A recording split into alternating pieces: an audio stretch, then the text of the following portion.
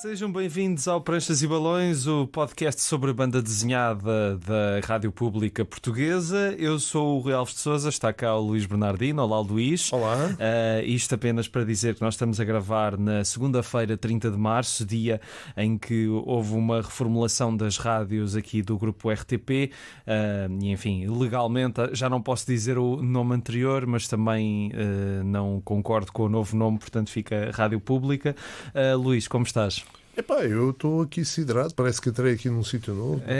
Totalmente novo, não é? Pois, sim, está sim. Tudo diferente. Está tudo. Só ainda não acabaram foi as pinturas, mas pronto. Exato. Ainda se vê aqui os nomes antigos, mas daqueles que legalmente não se pode dizer, não é? Sim, e enfim, tivemos aqui um protesto hoje por causa disso, e bem, eu também estive presente nesse protesto, mas enfim, era só para os ouvintes não estranharem. Eu ainda sou do tempo da emissora nacional, sabes? Pois. Exato. Enfim. Mas pronto, a vida continua. É isso, a vida continua. Vamos que há muita... E esta é a semana de que nós temos de retirar, pensar mais em TBUs, banda desenhada, fumetti, comics, etc. Mangá também. Etc. Temos muita coisa para falar hoje. Como com aquela que eu descobri, não é? O Comic Strip.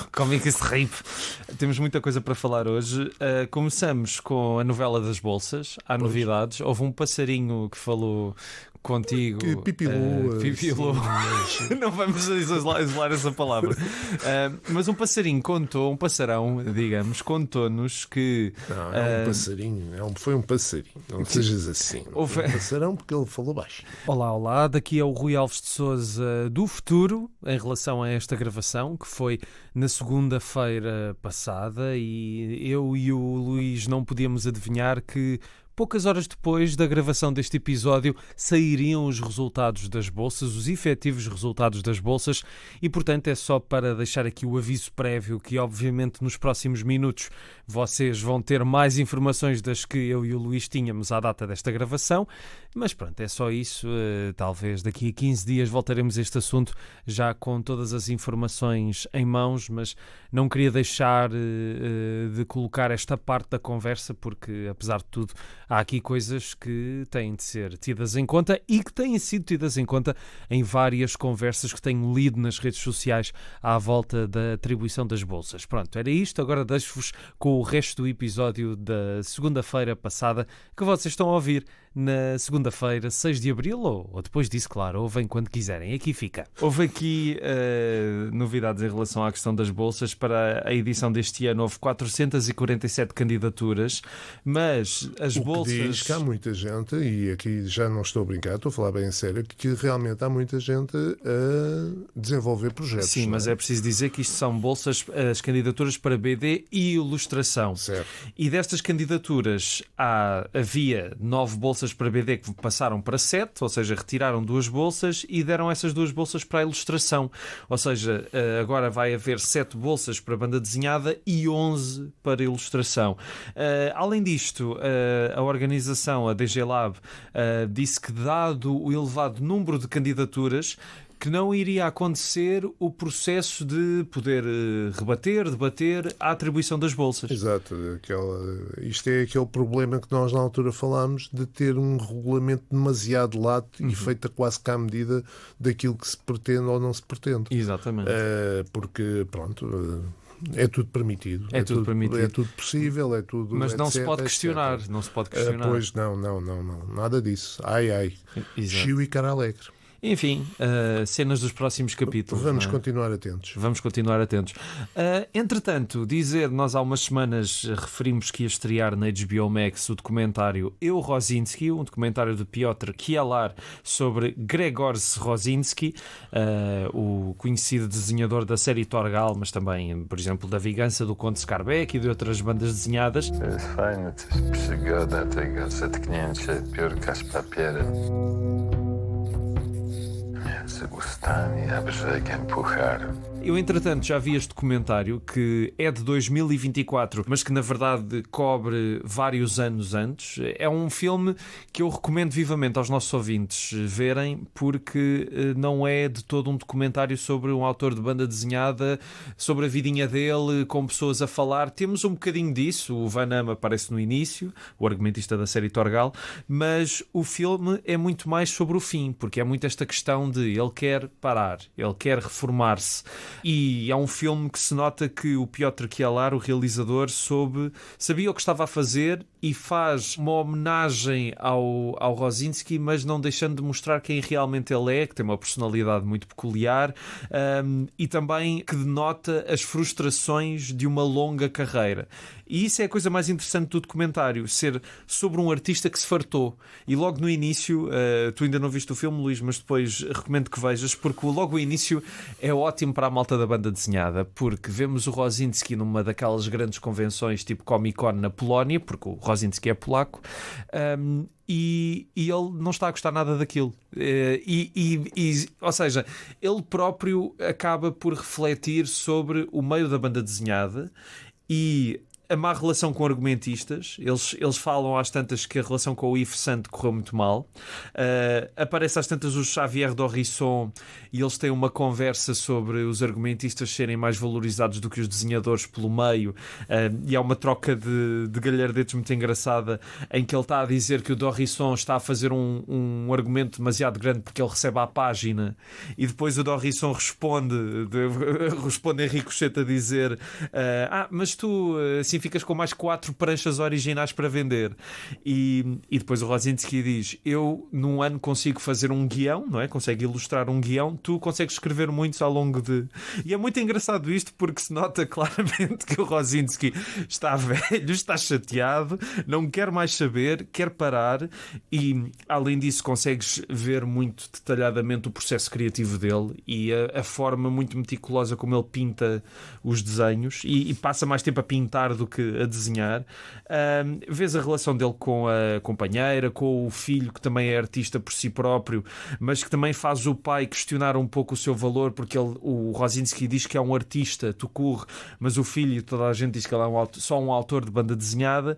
E, enfim, é um filme absolutamente fascinante. Vai até à publicação do último volume do Torgal que ele fez, que é o Aniel, o número 36, aquele que acho que ninguém gostou do argumento, não é? Mas que foi o último livro que o Rosinski fez. Ele, entretanto, acho que também faz as capas dos livros seguintes, e é fascinante ver a forma como ele dá vida aos desenhos, e também perceber essas frustrações de que ele sentiu por causa do próprio meio da banda desenhada. Ele às tantas diz que queria sair de um tipo de estilo, mas não podia por causa dos leitores ou por causa do meio, e é muito engraçado. É um filme muito, muito bom, vale a pena, altamente recomendado. Ou seja, é mesmo um documentário mesmo, em que ao fim e ao cabo, no final de assistires, aprendestes muito e serviu mesmo para aprender. Sim, e tu ficas a conhecer mesmo o Rosinski. E não é, por exemplo, o documentário começa e aparece o Van Damme, mas o Van Damme só fala ali, nunca mais aparece. E aquilo não é um documentário do Talking Heads, tu vais seguindo o Rosinski e os problemas dele, e mesmo há momentos muito divertidos. Ele é um gajo muito carismático, mas é de facto um filme fascinante, e acho que não é só para pessoas da banda desenhada. Mas mesmo, pronto, para curiosos como nós da banda desenhada, isto ao fim e ao cabo vem revelar aquela questão, e nós ainda agora há pouco tempo falamos disso aqui no programa, quando estávamos a falar de aquelas revistas mais antigas, portanto, de banda desenhada cá em Portugal, o Cavaleiro Andante, o Mundo de Aventuras, etc., em que nem sequer se sabia quem eram os desenhadores. Sim. Nem sequer havia esse interesse. Pronto, aquilo era para ler as histórias e ponto final, e acabou. E isso é que criou aquela imagem menor dos artistas de banda desenhada. Exatamente. Como se fossem, eram uns gajos que faziam palinhos bonecos e tal, por muito bom que aquilo fosse. Exatamente. Pronto, haveria, depois os americanos é que começou a ver a identificação de quem era o autor, mas o que é verdade é que depois tu tens aquela situação que nos Estados Unidos as marcas não eram dos autores, eram das editoras, portanto, e elas é que dominavam e faziam e mudavam e etc. Por aí. O que acontece aqui com esse documentário, e por aquilo que tu estás a dizer, é nós conhecermos realmente a verdadeira vida de um criador de banda desenhada. Sim. E é em que se levantam todos esses problemas. Mas que é um criador de banda desenhada que quer chegar ao fim da sua carreira e quer só fazer coisas para ele. E é muito engraçado que o filme também faz uma reflexão sobre o mercado dos originais, que nós muitas vezes já falámos aqui. Claro. Que é algo como também nós já falámos aqui, que é algo que é relativamente recente. Sim. Não, aliás, eu recordo de ter aqui dito precisamente aquela história que foi partilhada, em que acho que eram os originais do Tintin, do Castro Tornozol, que estavam num armário ao lado de uma casa de banho. Exatamente. Aquilo era posto para o lado e acabou. E tu tens um momento em que ele vai buscar o álbum de rascunho da Vingança do Conde Scarbeck. Aquilo tem cenas muito mais eróticas do que estão no livro final. E ele, porquê? Porque alguém na Grécia queria editar aquilo e ele disse, os gregos é que sabem fazer dinheiro. E há muito esta preocupação, daí depois aquela indireta do Orisson a dizer, ficas com mais 4 pranchas originais para vender, porque se nota que, apesar da carreira longa e apesar de toda a gente gostar muito dele, que ele não teve o valor que merecia ter tido ao longo da vida, apesar de ter feito uma série que vendeu milhões de álbuns, não é? E isso é muito curioso também. Sim, não é um filme. Repara que isso é uma realidade tanto para a banda desenhada franco-belga como a americana, como a mangá, não é? Claro, totalmente. Aquilo, eles no Japão, não é? Que volta e meia eles entram em esgotamento e tudo. Exatamente. Por causa dos prazos que têm para cumprir e coisas do género, que é uma barbaridade tudo também. Não é? E é muito engraçado ver o Rosinski a estar ali a dar umas pinceladas e tu assim muito aproximado do plano da imagem, tu nem consegues perceber muito bem como é que aquilo vai ficar, e depois quando afasta é que percebes o detalhe e o quanto ele é mesmo obsessivo com algumas coisas. Mas lá está, há uma grande máquina ali, como à volta de todos os grandes criadores da banda desenhada. Depois também há uma parte engraçada, eu se calhar estou a contar demasiado do filme, mas é que fiquei mesmo deliciado com aquilo. Na conversa com o Dorrisson, ele às tantas pergunta, mas quantas pessoas da banda desenhada é que têm um jato privado? E porque ele está mesmo aquela coisa dos outros tiveram mais sucesso do que eu, e isso é muito engraçado. Ou alguém aproveitou-se do trabalho dele. Sim. E a relação dele com os argumentistas, enfim, é muito peculiar. Mas enfim, isto para dizer, o Eu Rosinski vale muito a pena, está na HBO Max. E entretanto, tu viste na Disney Plus o primeiro episódio da infame nova adaptação do Lucky Luke. Eu digo infame porque o trailer, já comentámos aqui, parecia-me horrível. Mas pois, o que é que eu posso dizer? Pois tive curiosidade em ver. Pelo menos vi na versão dobrada para inglês, não é? Foi? Não está em francês? Para tentar, eu acho que também deve ter em francês, mas vi a tentar pelo menos criar mais ambiente e não ser tão um faroeste falado em francês. Assim falhei mais mais em inglês. E a personagem até está bem criada, o ator até está realmente enquadra-se, portanto não é aquele cowboy limpinho, etc. Não, a imagem está bem criada e está adaptada realmente ao faroeste. Agora, aquilo é o eterno problema de todas as adaptações, a maior parte das adaptações da banda desenhada franco-belga. Falta ali muita coisa. Eu vou ver, de certeza que vou ver, mas é quase que é para cumprir calendário. Não me sinto, não me identifico. Olha, uma das coisas logo, e peço desculpa se estou aqui a fazer um grande spoiler, mas pelo menos no primeiro episódio, estar lá o Jolly Jumper ou não, era igual. Não há ali, não me parece que aquilo vá por ali desenvolver. Pronto, quer dizer, são todos aqueles pequenos à partes.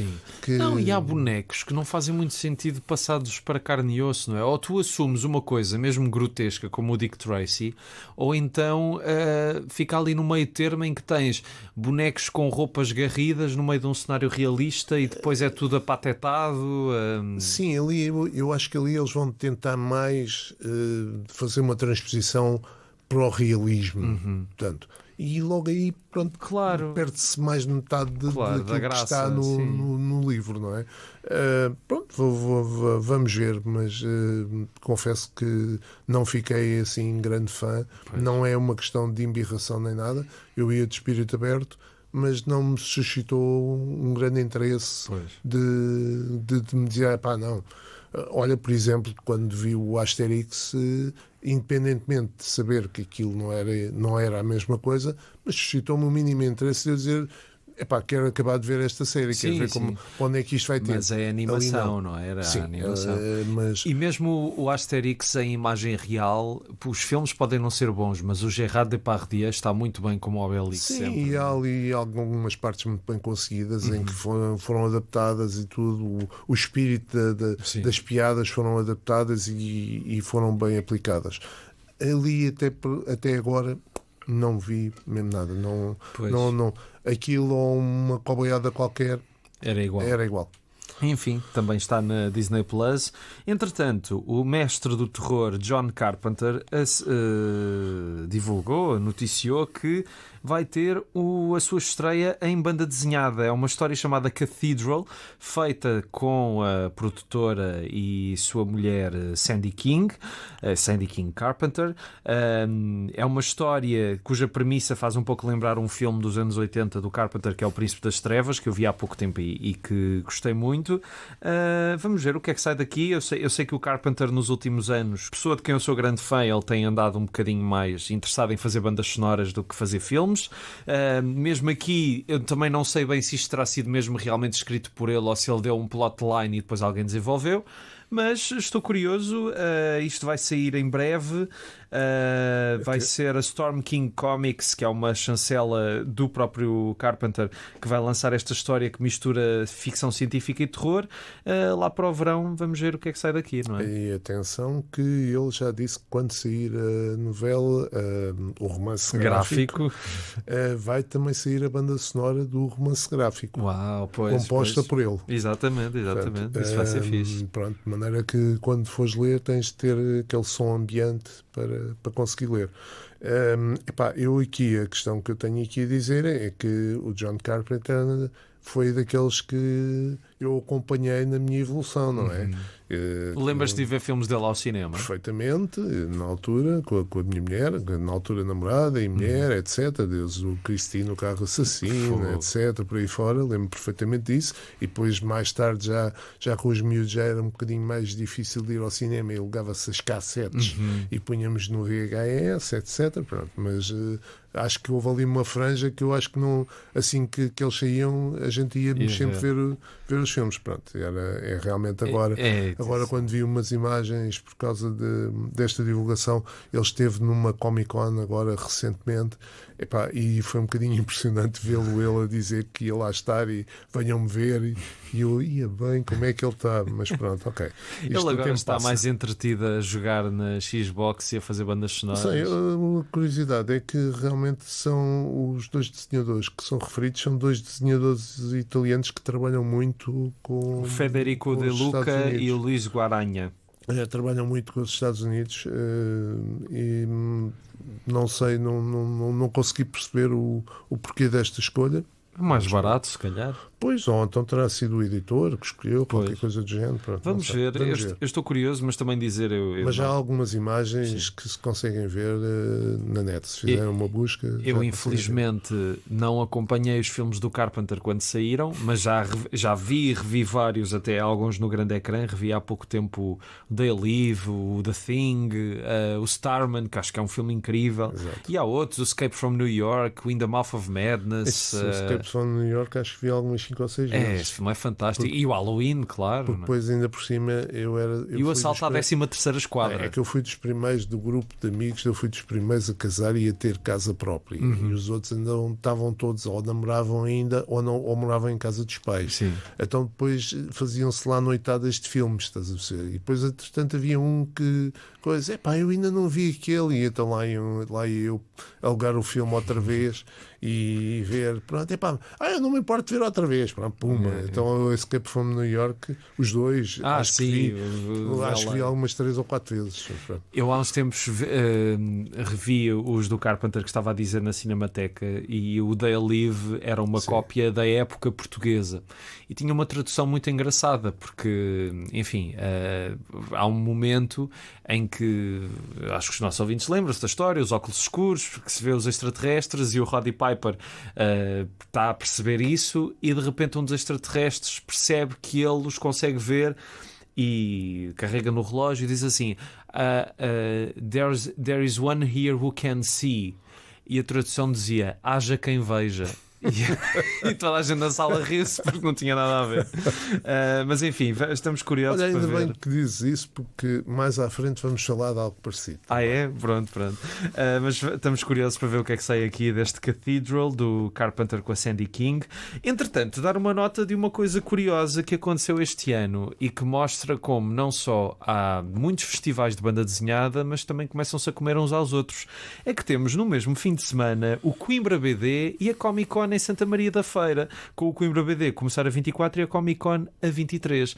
Isto é assim, estivéssemos a falar em 2 polos do país distintos, mas Santa Maria da Feira e Coimbra até são relativamente perto, não é? Sim, isto não vai canibalizar uma coisa? Ainda há 15 dias falámos daquela questão entre o Brasil e Portugal, em que isto é menos que uma província do Brasil, não é? Exatamente. Portanto, mesmo os 600 km ou 500 e tal quilómetros que separam o Algarve do norte do país, não é nada de que transcendente. Claro. E no caso da banda desenhada, já que é uma coisa de nicho, não é? Pois, eu ainda continuo à espera do tal festival de banda desenhada lá no Algarve. Pois. Mas ainda, para já ainda não sei nada. Mas, nem eu. Mas pronto.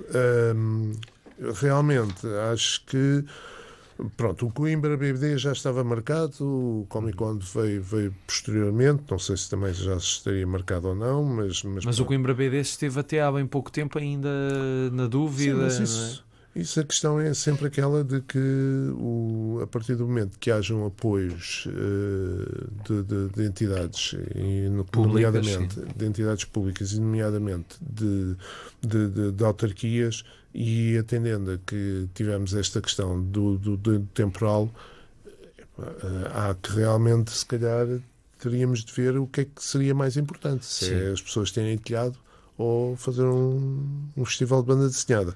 Agora, se calhar, seria um festival mais pequeno, mas continua a ser importante fazê-lo.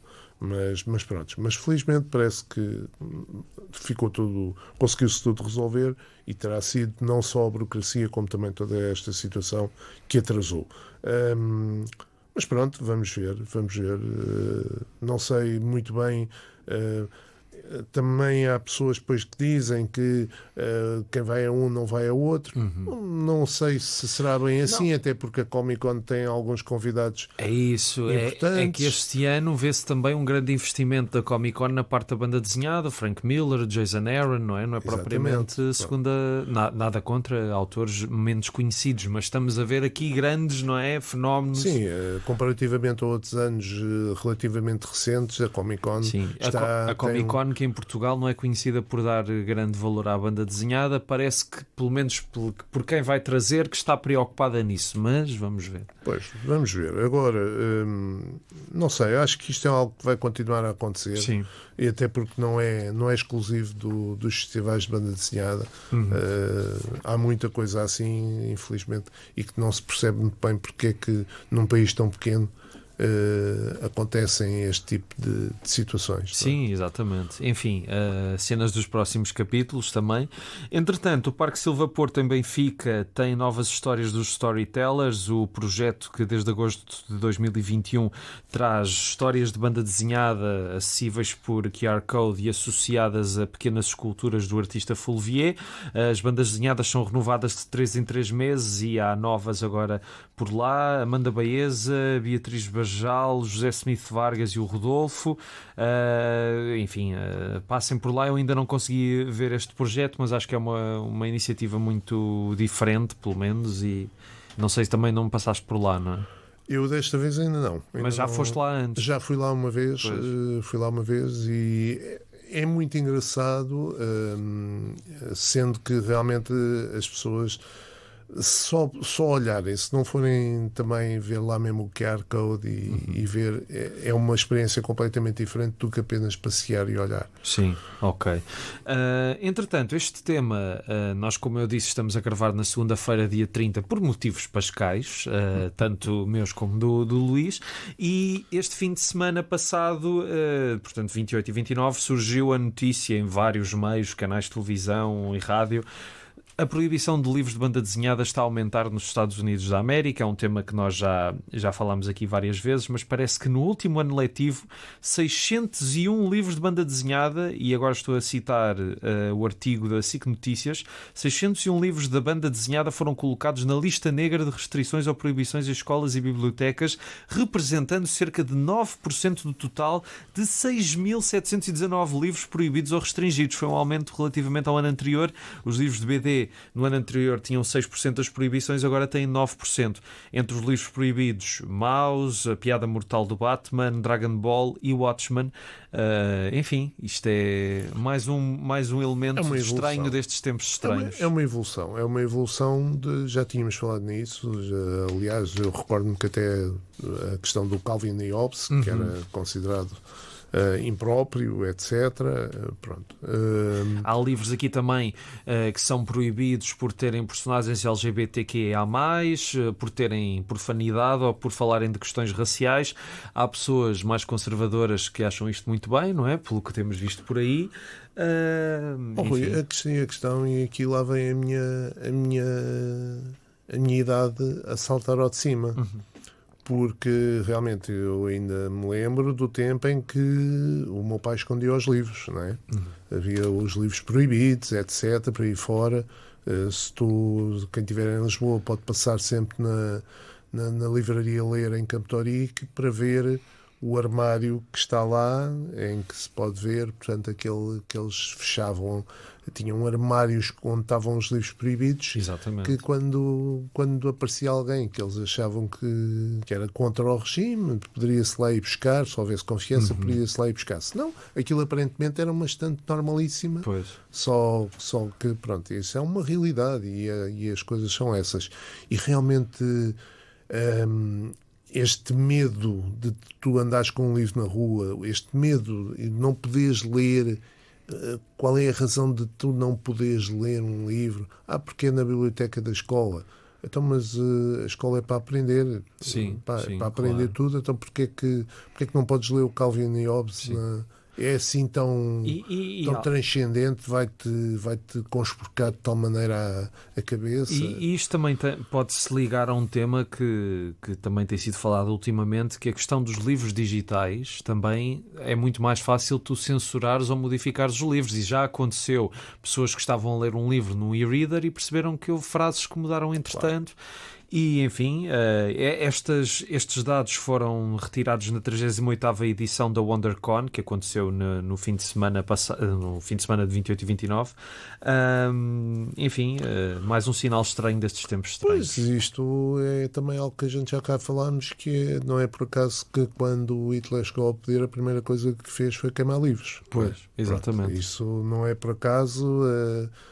A ideia é sempre parar o desenvolvimento cultural da pessoa. E o livro é uma forma fácil de passar ideias e de passar questões, de pôr as pessoas a pensar e a questionar. Exato. E isso é que assusta muita gente. Exatamente. Enfim, continuamos viagem agora a falar de uma grande perda que tivemos muito recentemente no mundo da banda desenhada. Estou a falar do Herman, que nos deixou. Antes de falarmos do Herman, vamos ficar aqui com um bocadinho da voz dele. C'est passionnant comme métier. C'est beaucoup moins naïf que certaines personnes s'imaginent. Non, c'est pas naïf du tout. Et croyez-moi, c'est très difficile d'arriver à exprimer cette chose avec des dessins qui ne bougent pas. Et puis un dessin bien réussi, c'est plus fort qu'une photo. Isto é de uma entrevista em 2017 para o Festival de BD de Liège. Ele diz algo como que ser-se autor de banda desenhada é uma profissão fascinante, é muito menos ingênua do que algumas pessoas imaginam e que é muito difícil expressar algo com desenhos que não se movem. Um desenho bem executado é bem mais impactante do que uma fotografia. Enfim, o Herman é um incontornável da banda desenhada, vai continuar a ser um incontornável da banda desenhada. Deixou uma obra intensa, creio que ainda foi a tempo de terminar um último livro que vai ser lançado em breve. O Cartagena é o último livro dele, não é? É o último livro terminado. Porque, entretanto, ele já tinha começado outro. Já tinha começado que ficou menos que meio. 120 álbuns que o Herman fez numa longa carreira, Comanche, Bernard Prince, Jeremiah, Duke, também há pouco tempo tivemos o díptico Brigantos, que falámos por aqui, e muitas histórias, muitos one-shots escritos pelo filho, Yves Supan, e enfim, Luís, tu tens uma grande relação com a obra do Herman, ainda, acho que a primeira vez que ele foi publicado cá em Portugal foi na Tintin, ou já antes disso havia... Eu tenho a ideia que foi no Tintin, sim. Foi mesmo pela primeira história, mesmo o Comanche mesmo. Pois aqui a questão que acontece é que, curiosamente, nós há 15 dias tínhamos estado a falar sobre ele. Sim, exatamente. 15 dias depois, infelizmente, estamos a falar pelas piores razões novamente dele. O Herman, por várias questões, sempre acompanhei. Foi das pessoas que realmente ajudou-me muito a descobrir a banda desenhada. E, curiosamente, aliás, eu até trouxe aqui um dos números da revista L'Immanquable, porque ele publicou muita coisa. Houve muitas coisas. O L'Immanquable era uma revista de pré-publicação. Exatamente. E houve uma altura que ele realmente... muitos livros dele foram publicados em pré-publicação no L'Immanquable, desde o último do Bernard Prince, este do Redenção também. Sim, nós vamos falar de um díptico que foi lançado pela... Não é um díptico, são duas histórias diferentes, mas a arte do autor lançou num livro só, que é o Old Pa Anderson e o Redenção.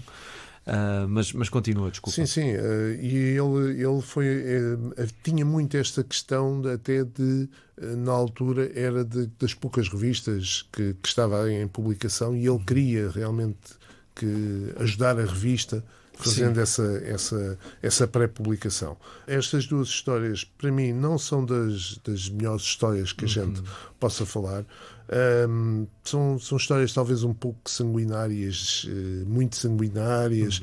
Acho que tem mais a ver até com a própria questão do argumento propriamente. Eu acho que ambas têm um argumento bastante escorreito, mas eu tenho um problema com a fase final da obra do Herman, que eu acho que foi um desenhador extraordinário, mas nos últimos anos eu acho que ele, como o Rosinski, mas obviamente não com a mesma intensidade, dedicava-se mais à cor do que ao desenho, e por vezes o desenho é um pouco grotesco, e eu senti um pouco isso, mas eu gostei das duas histórias, principalmente porque ambas são muito diferentes, não é? O Old Pa Anderson é a história de um homem afro-americano que perdeu a neta porque foi violada por um grupo de brancos racistas. Esta é uma história que se passa no início do século XX, e é uma história sobre isso, sobre o racismo, sobre também na sinopse do livro dizem, e é muito engraçada essa frase, até onde vai a coragem de quem já não tem nada a perder, e é muito sobre isso a história. Eu gostei muito das histórias, do texto das histórias, e além disso da planificação. Acho que está bastante bem pensada, de uma forma clássica. Mas, Rui, o argumento em si é muito básico. É básico, mas funciona. Para mim funciona. Para mim o desenvolvimento da história está muito bem feito. Mas o final da segunda história não tem um final assim tão básico. Eu gostei muito do final da segunda história. Sim, mas pronto, estamos aqui a falar, ao fim e ao cabo, estamos a falar de duas histórias que têm uma diferença de um ano de criação. Uma foi em janeiro de 2015, a outra foi em janeiro de 2016. E o Redenção foi a tal que foi publicada no L'Immanquable. Que ao contrário do que está aqui, é precisamente o contrário. A Redenção é de 2015, o Old Pa é de 2016. No livro estão publicadas ao contrário. Exatamente. Mas pronto, isto aqui depois também, eu acho que houve aqui uma altura. O Yves começou por tentar também lançar-se na banda desenhada. Ele criou um álbum. Eu, por acaso, por causa disto, eu fui à descoberta dele, e até é um desenho interessante. Só que acho que ele, se calhar, terá ficado um bocado desiludido com a resposta, porque acho que até teve alguma aceitação, mas que não foi nada do outro mundo. Sim. E ele ou não queria viver à sombra do pai, Pois. ou estava a fazer comparações com o pai, e ele ficou pelo primeiro álbum, nunca mais lançou nada portanto, unicamente dele. E depois começou a trabalhar com o pai, e, pronto, e entretanto, apesar de ainda haver um ou dois, não sei, não terão sido muitos, os álbuns que o Herman fez sozinho, mas a maior parte dos álbuns São depois com o argumento foi do com o argumento Ives. do filho. Pronto, e depois, entretanto, também ele aqui começou a dedicar-se aos one-shots. E, a única série que ele depois ainda continuou a trabalhar era a de Jonathan. De resto, não, mesmo o Brigantes é um díptico também. Porque Jonathan? Ou Jonathan Jeremiah, desculpa. Sim, Jeremiah. Agora estava aqui a brilhar. Como digo, eu não acho que estes sejam as melhores histórias dele, Mas já foram li aquelas- pior da dupla. Já li Sim, pior sim, da dupla. há histórias bastante mais fracas, sim. Mas pronto, mas de qualquer maneira. Eu acho que são histórias muito simples, diretas ao assunto e que têm momentos que funcionam bastante bem. É assim, o Herman, a nível de paisagens, isso sempre foi ótimo até ao fim, e as aguarelas dele, pronto, provocam-me um misto de sensações. Às vezes acho que funcionam muito bem, acho que aqui funcionam bem no Old Pa Anderson, nos cinzentos e nas cenas noturnas. Já no Redenção, acho que é uma história muito bem esgalhada sobre como a violência gera violência, já a primeira era. É um western puro, ou seja, está lá tudo de um western convencional. E eu também gosto disso quando às vezes um autor de banda desenhada faz um livro que é só para contar uma história, que não é para fazer parte de um universo, é só aquilo. Mas isso é aquilo que nós estávamos a dizer há 15 dias atrás, em que parece que agora não se pode fazer um livro de banda desenhada que seja só uma aventura. Sim, sim. Pronto, não, tem de ter sempre uma mensagem. tem Sim, de ter... mas este é muito escorreito e depois tem muita ação que na segunda história eu estava bastante enredado naquilo, e o final acho que é incrível. Fiquei mesmo, olha, bem esgalhado. São duas histórias inesquecíveis? Não são, mas tem coisas que mostram como, apesar de eu nunca ter ficado altamente entusiasmado por um livro do Herman escrito pelo Ives H, acho que foi dos que eu achei, epá, isto está aqui, está a ficar bom. Mas enfim, a arte dele teve várias fases. Eu se calhar gosto mais dos tempos do Comanche e do Bernard Prince, nem que seja por aquele tipo de cores, eu gosto.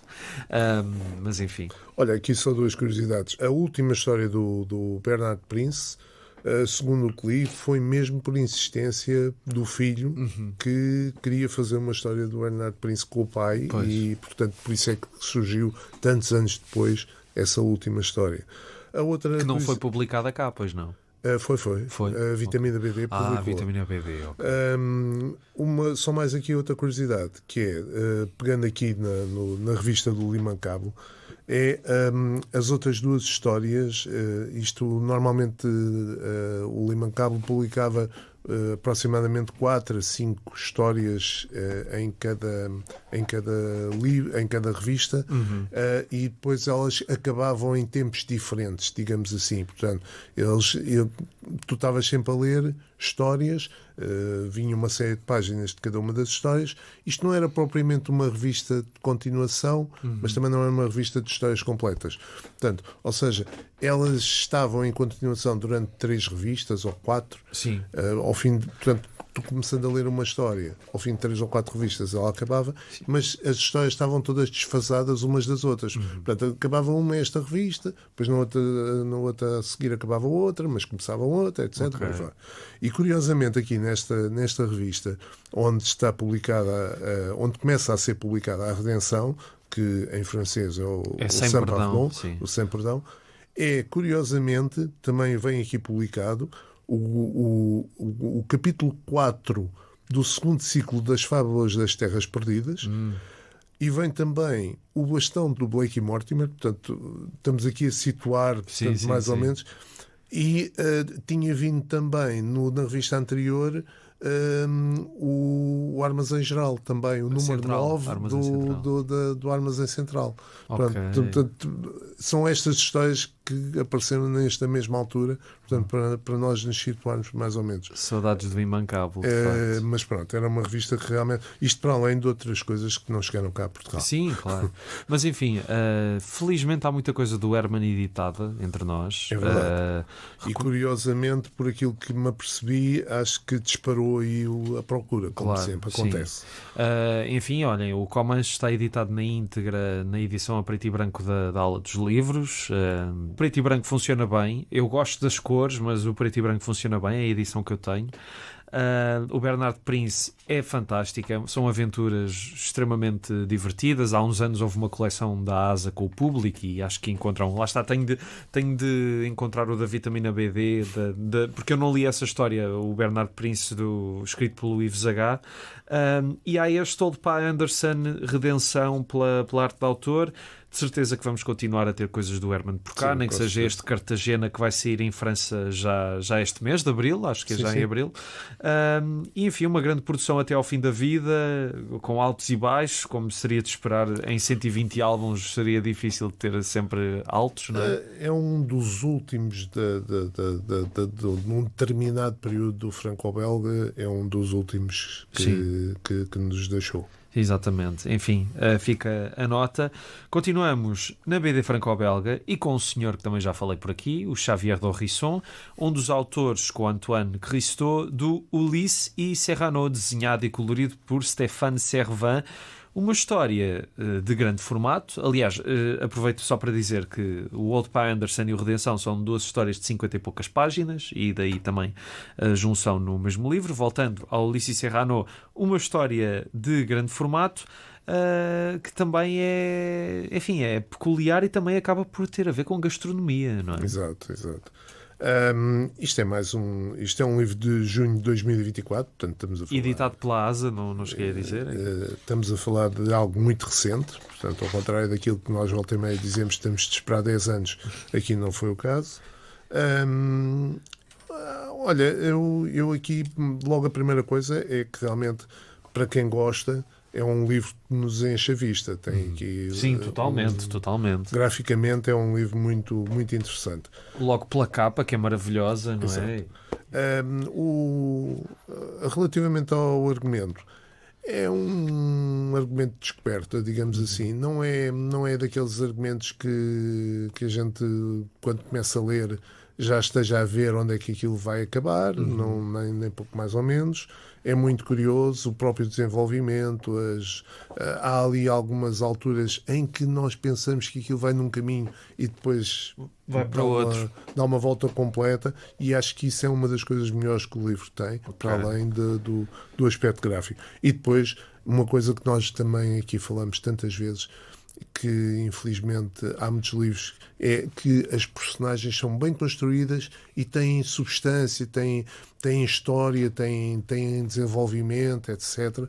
Que é o que muitas vezes a gente nos queixamos de haver livros que são muito bonitos, mas que as personagens são figuras de papel, digamos assim. Portanto, achas que eu ainda não li o Ulysse Serrano, mas de facto salta à vista, é um livro grande também. Olha, eu já o li há quase há um ano atrás. Porque foi na versão francesa. Na versão francesa, porque foi um dos que foram premiados no Festival de Angoulême. Exatamente. E portanto, fiquei logo curioso de falarem tanto do livro e fui à procura dele e depois li na edição francesa. O desenhador não é conhecido cá em Portugal, não tem nenhuma obra nem nada, mas é muito surpreendente. É muito surpreendente o desenvolvimento da história, a conclusão da história, a própria conclusão da história, etc. É muito surpreendente mesmo. Okay. E depois, no final do livro, tens também algumas receitas para depois poderes praticar. Isso é que é importante, até porque me está a dar uma larica, porque nós estamos a gravar isto à hora do almoço. Portanto, está editado pela ASA, o Ulysse Serrano. Agora, para algo completamente diferente, o Guy Delisle, que nós já falámos aqui antes, é conhecido pelas suas reportagens gráficas na Birmânia, em Pyongyang, em Jerusalém, mas também fez no seu blog uma série de pequenas histórias sobre a sua relação com os filhos, que primeiro foram editadas inicialmente, foram no blog e depois em vários livrinhos, e agora chega à versão integral do Guia do Mau Pai, lançado pela Devir, que também lançou o resto da obra do Delille entre nós. Isto foram 4 álbuns lançados entre 2013 e 2018 que tiveram então este integral. Isto são pequenas histórias muito engraçadas. É daqueles livros que uma pessoa, enfim, se esbardalha a rir com o que se vai passando. E nota-se que também são pequenas histórias feitas ao sabor do tempo, porque são às vezes rabiscadas muito rapidamente. Não é que o traço do Delille seja muito pormenorizado, mas sentimos aqui que ele está muito menos pormenorizado do que nos outros livros, e é um livro que tem uma série de momentos surpreendentes. Ele é muito sincero com as crianças, e depois também tem esta coisa engraçada, que é um pai que já cresceu com os videojogos e portanto para ele aquilo é natural, e depois também o livro faz um bocado uma reflexão sobre a relação dele com a banda desenhada, aquela história em que ele leva o filho a uma livraria especializada e depois ele às tantas pega um livro da história em BD e diz: para te fazer perder o gosto à história para o resto da vida não há melhor. Enfim, é muito engraçado. Sabes o que é que isto me fez lembrar? Que o Osvaldo Medina, de vez em quando, faz umas tiras de banda desenhada sobre a sua relação com a filha, e acho que também isto merecia ter um livro, porque de facto há ali um manancial. Ele já fez coisas muito engraçadas e este livro é delirante mesmo. E é claro que para ti, sendo pai, há coisas em que te identificas, não é? Mas enfim, é muito, muito engraçado. É um livro para dispor bem. Também precisamos deles, não é? Pois, e depois aqui a Devir teve fez aqui uma jogada muito engraçada, foi pôr o livro à venda no Dia do Pai. Exatamente. Aproximadamente, muito perto dessa data. Portanto, no Dia do Pai esse livro estava disponível nas bancas e acredito que deve ter havido alguns pais que receberam. Claro, exatamente. Quase de certeza, não é? Pois eu aqui podia ter lido, se me tivesse telefonado, eu dava-lhe mais meia dúzia de histórias para acrescentar. Aliás, eu mostrei, a minha mulher não é uma grande apreciadora da banda desenhada, Sim. mas eu mostrei-lhe uma das histórias e ela disse logo assim: isto és tu. Pronto, veio logo ali o carimbo, não é? Pronto, também confesso que já comprei até dois exemplares para oferecer a cada um dos meus filhos. Eu até vou ser avô e, portanto, vou ter o cuidado de mandar para o meu filho estar no estrangeiro, vou ter o cuidado de mandar para ele, Sim, para ele ler em antecipação aquilo que espera, não é? Olha, há aqui 2 ou 3 coisas muito curiosas. É que eu estive a ver uma entrevista do Gui sobre isto e ele diz que os próprios filhos vinham-lhe dizer: ó pai, tens de pôr isto e tal. Os próprios miúdos lhe davam as ideias que ele nem sempre depois aproveitava. Mas há coisas que eu espero que não sejam assim tão pessoais quanto isso, quando ele fala lá dos pais dos miúdos, não é? Estar a ligar aos pais e não sei o quê, e põe ali nomes, espero que aquilo seja tudo inventado. Pois, não, mas ele diz que às vezes havia ideias que os miúdos lhe vinham contar e que ele até às vezes pegava nas ideias, mas Sim. depois que via que não funcionavam em banda desenhada e portanto deixava. E a sinceridade dele com os miúdos é um bocado desconcertante, não é? Claro, também não sei se será tanto assim, mas pronto. Pois. É surpreendente a história final, é muito surpreendente e é muito marcante. Aliás, ele próprio já disse, nessa entrevista, ele diz que já não vai fazer mais. Pois. Ele põe a hipótese de vir a fazer lá mais para a frente quando for avô. Pois. Que eventualmente, quando for avô, que volte a fazer algo parecido com os netos. Pronto. Mas porque é uma história que fala muito sobre... E ele fez isto ao longo de 5 anos, não é? E os miúdos também cresceram. Pronto, e atenção, porque ele é um dos pais, ele é um pai ele foi pai com 34, 35 anos. Portanto, não é um pai muito jovem, Sim. é um pai já com uma certa expectativa de vida. E acho que é aí também que ele vai buscar estas marcas, porque tem outra visão completamente diferente, não é? Sim. Pronto, acho que muita gente... Identificaste com a última história? Mais ou menos, sim. Há uma altura que acho que acontece com toda a gente. Há alturas em que, de repente, por isto ou por aquilo, normalmente não é uma coisa que tu te apercebas Sim. aos poucos. É uma coisa que, de repente, levas como se levasses com um martelo na cabeça para acordar e que, ele já é crescido. Pois. Pronto, pois. isso acontece mesmo com todos eles. Olha, e aqui voltando atrás àquilo que há bocadinho estávamos a falar, eu queria fazer aqui uma chamada de atenção, porque é preocupante os erros nas traduções e, mais uma vez, neste livro tínhamos aqui um erro. que é um bocadinho absurdo, não é? E é esta questão que realmente isto já atravessa todas as editoras, não é uma questão só desta editora, são de todas as editoras. E agora em 3 ou 4 livros que saíram muito recentemente, todos eles com erros de palmatória, quer dizer, aqui temos um erro de tradução.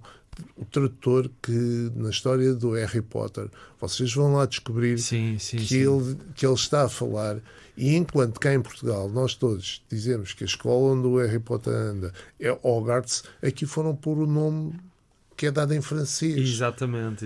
Não faz sentido. Se calhar é mais de revisão do que propriamente tradução. Pois, não é? entre a tradução e as revisões, estou-me a lembrar... Eu lembro-me disso, de facto, ter passado por isso e ter ficado. Mas espera aí, há aqui qualquer coisa que está... mas quer dizer, o tradutor não percebeu, e quem reviu também não percebeu. Ainda agora, há pouco tempo falámos sobre o Michel Vaillant, o Michel Vaillant com erros também de significativos de tradução. Estamos a falar, e isso é da ASA, portanto aqui estamos a falar da Devir, o Michel Vaillant é da ASA. Tivemos a Iguana, aquele erro que existiu no Amável do Ozzy, em que vem uma página que estava impressa duas vezes. Quer dizer, há aqui qualquer coisa que realmente devia começar a preocupar um bocadinho os editores. Está bem que nós podemos sempre dizer erros acontecem a todos. Sim, senhora, é verdade. Mas, começa a ser quase gritante, quase num número tão significativo que realmente... Eles põem o colégio de Poudlard. Pois, que é como é designada em França a escola de Hogwarts. Sim. Que eu também, de facto, estava assim, o que é que isto quer dizer? E pronto, de facto é... Mas enfim, isto também tem a ver com, às vezes, a pressa com que se faz os livros. Pois, não sei, mas realmente começa a ser muito preocupante serem tantos Mas de resto, também temos de ser sinceros que quando nós salientamos as coisas aqui, também temos de perceber que elas têm um certo efeito. E isto é um erro, mas a tradução do livro não está má, fora isso. Não. Pronto, também temos de ter, porque percebes que isto depois tem uma amplificação que nós já sentimos no passado. Repara que a minha questão é levantar uma lebre. Claro, sim. Quanto o editor realmente tem de ter algum cuidado, se calhar. Sim. Até porque normalmente as equipas mais ou menos de tradução e de revisão são mais ou menos sempre as mesmas. Portanto, se calhar tem de ser... Mas repara, se numa tradução... É assim, ninguém é perfeito e erros acontecem sempre. E se numa tradução a única coisa que nós temos a apontar é isto... Claro. Percebes? Não é... Mas é só para quem está a ouvir não achar que a tradução é má. Mas também lá está, no Amável também foi só uma página. Sim, mas aí é uma coisa muito mais flagrante, não é? É um erro de impressão. E aliás, a solução foi muito engraçada, não é? Porem lá a página e dizer que merecia 2 murros, etc. E não sei o quê. Ainda me fez dar uma gargalhada pelo erro, não é? Pronto, são essas situações. É uma chamada de atenção que realmente há que ter mais cuidado aqui com as revisões e com as traduções. Mas que isto não seja para salientar não o dia do mau pai, claro. É porque isto te nem levou... aqui, nem aqui, nem em qualquer uma a obra não deslustra, é pena, e aliás, eventualmente caso haja uma segunda edição, é uma chamada de atenção para serem feitas essas correções. É porque desde que eu comecei o programa senti que às vezes quando fazes uma crítica a um livro, e principalmente nestas questões mais técnicas, parece que estás a dizer que todo o livro... Eu lembro-me que há muito tempo, quando ainda era um programa de rádio... De fazer a floresta pela árvore. Sim. É uma árvore, mas afinal é uma floresta. Mas quando ainda era programa de rádio, quando saiu aquele livro do Amazing Amazian, do Quentin por Tarantino, eu na peça que fiz disse que havia erros de revisão, ou seja, de quem tinha revisto o filme, tinha revisto o livro, não era assim tão conhecedor de cinema, porque havia coisas que ou não precisavam de tradução, ou que precisavam, e eu recebi uma mensagem da pessoa que tratou da tradução sobre isso, e estivemos a falar um bocado, e pronto, mas não é dizer que a tradução estava mal, longe disso, é só um pormenor que para quem percebe de cinema há ali coisas que mereciam outro cuidado. Rui, Concordo contigo. Que as pessoas depois levam a isto Concordo muito... contigo, mas por isso é que há várias equipas. E, portanto, por isso é que há equipas que são mais, se calhar é preciso o próprio editor, é que tem de ver qual é a pessoa mais adequada Sim. Pronto. Mas neste caso, sendo o único erro que pelo menos eu também encontrei, sim. pá, pronto. Sim, claro. E é um livro extremamente divertido, como nós já dissemos. Vão dar umas boas gargalhadas. E eu não sou pai e também me ri imenso.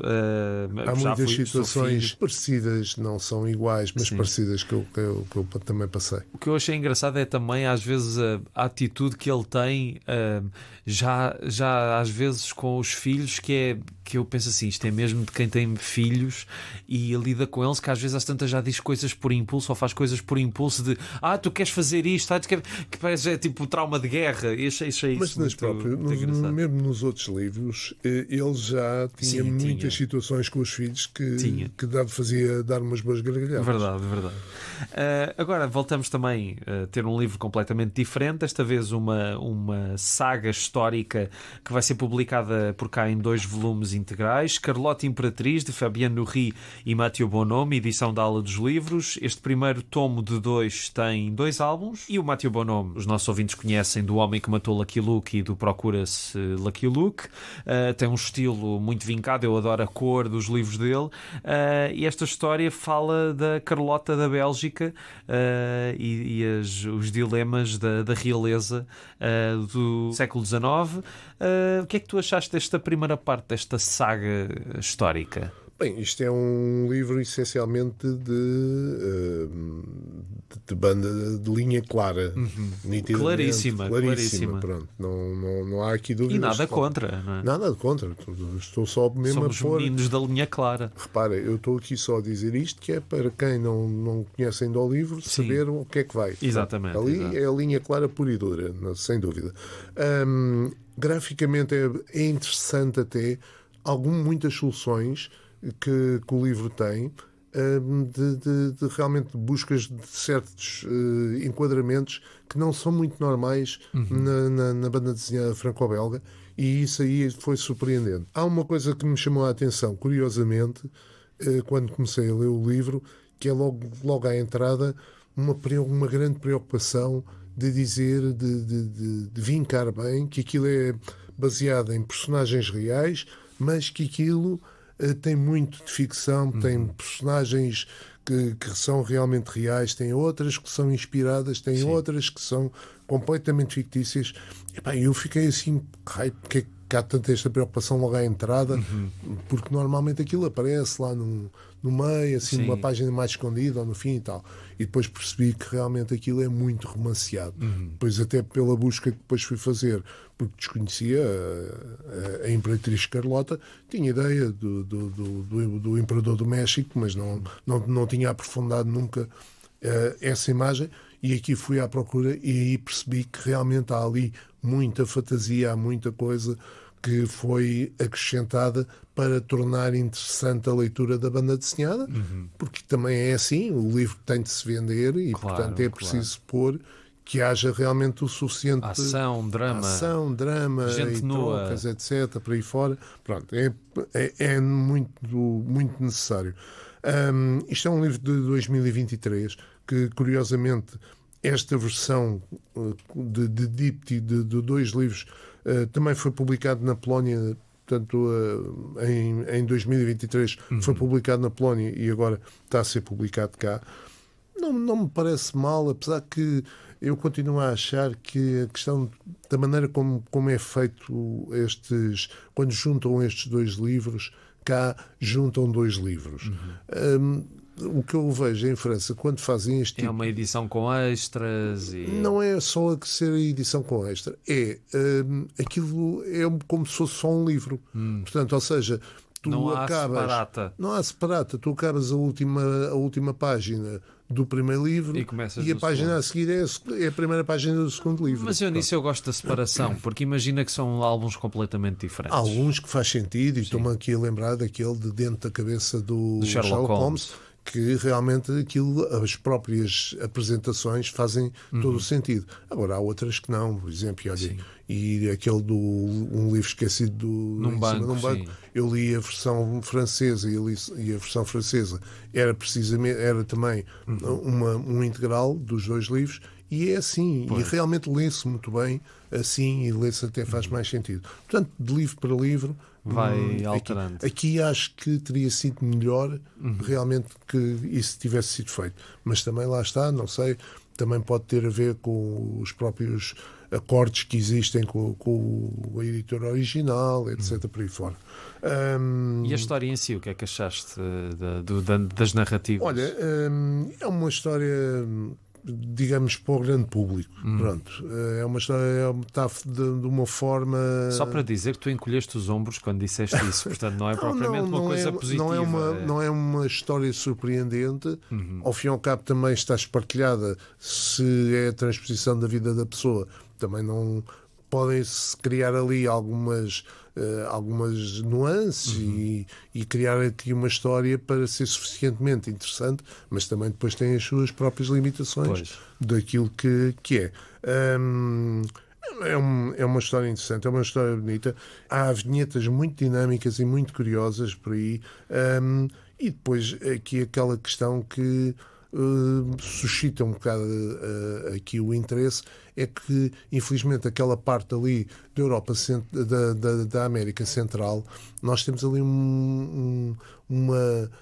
nós não temos consciência muito daquilo que ali acontecia, principalmente neste século XIX, em que aquilo andava ali numa zona muito perdida. Sim. E o que é verdade é que estamos a falar de uma coisa que não foi há tanto tempo assim, e é surpreendente descobrir aquela história de como é que aquilo se vivia no século XIX e como é que as coisas eram e como é que a política era.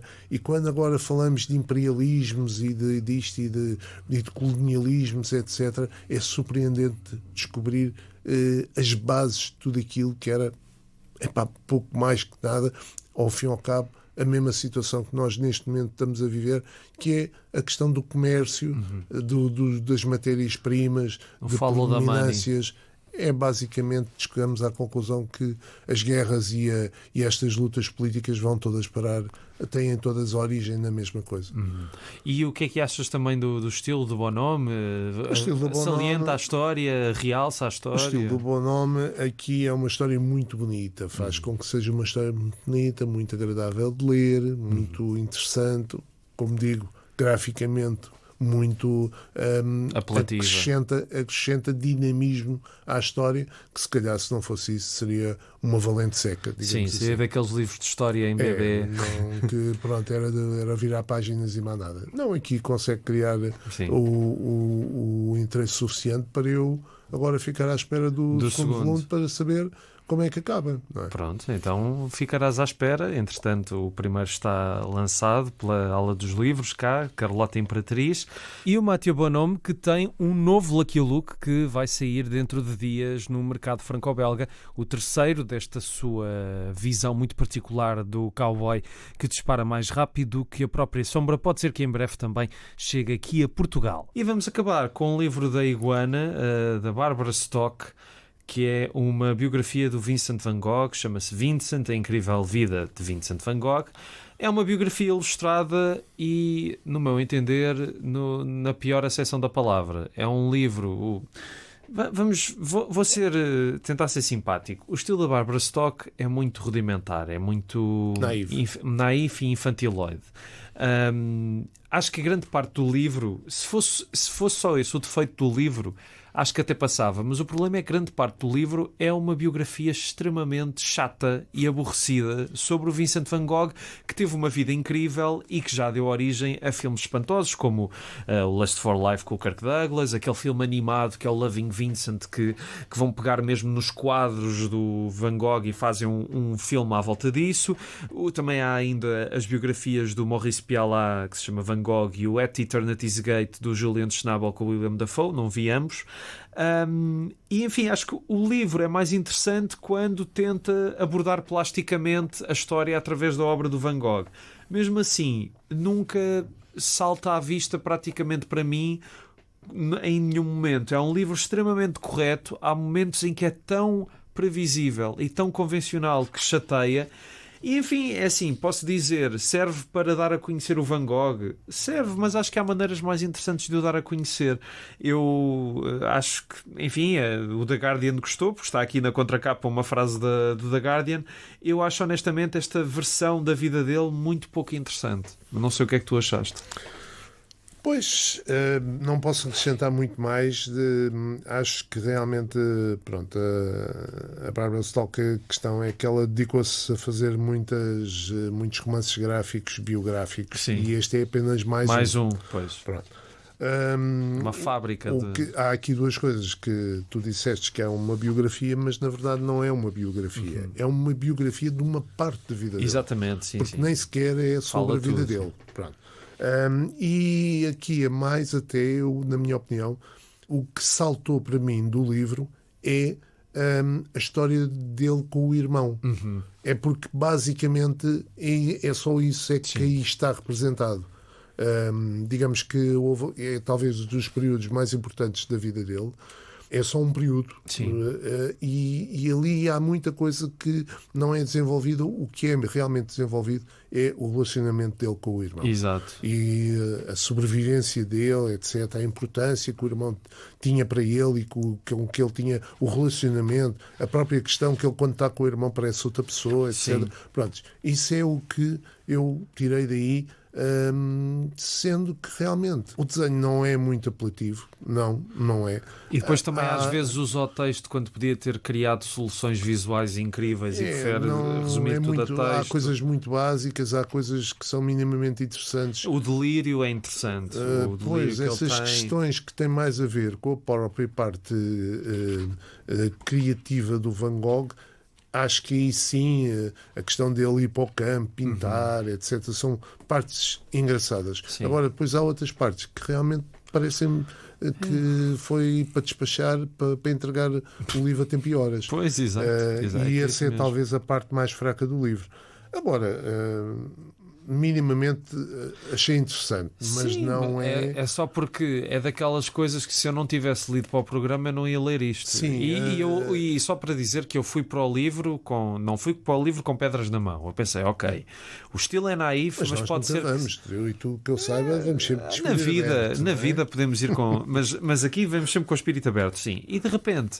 Eu quero acreditar, não, o estilo naif, há mais qualquer coisa. Eu estou a ler aquilo e fico... Pronto, é aquele sentimento, não é? Pois, nós todos, cada um tem o seu gosto e não podemos... Claro. E tem de haver variedade para se descobrir tudo e mais alguma coisa. Acho que o livro, para quem se interessa pelo Van Gogh, poderá... Para quem se interessa pelo Van Gogh, vai ler biografias a sério. Isto é mais para quem... Isto é uma curiosidade, é um entretenimento. Sim. Para quem se gosta de Van Gogh, é um entretenimento, descobrir melhor aquela questão dele, da vida dele com o irmão. Aliás, há muitas quer ler um páginas, livro de bonecada, mas sobre um tema sério. Há muitas páginas que são, ao fim e ao cabo, as cartas, a troca de correspondência entre eles. Pronto, e para isso também já há um livro dessas cartas, que é mais interessante pegar. Pronto, mas é uma coisa interessante para fazer uma desperta, mas será um livro que depois é posto de lado. É um pouco anódino, não é? Quer dizer, e depois também há aqui uma coisa que eu acho que faz com que...